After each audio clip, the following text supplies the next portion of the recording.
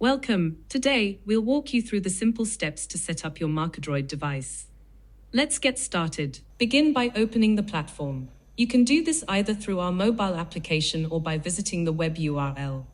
Log into your account and you'll see the onboarding steps to start using our service. The very first step is to connect your Markedroid device to a power source. Next, click on Find Markedroid Device.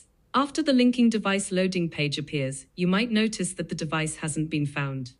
Don't worry, this is usually due to a connectivity issue. To fix this, make sure your Markedroid device, your phone or laptop, and the inverter are all connected to the same network. Once everything is connected properly, you'll see the device is successfully linked. Fill out the missing information and click Next to connect the inverter. If you see the blue breathing light ring, it means your Markedroid device is connected, but the inverter hasn't been found yet. Double-check that all devices, including the inverter, are on the same network. If the inverter still isn't found, click the Help button at the bottom of the screen for additional troubleshooting materials. When you see the screen that shows the inverter is successfully connected, your Markedroid device will show a green breathing light. It will turn off after 1 minute.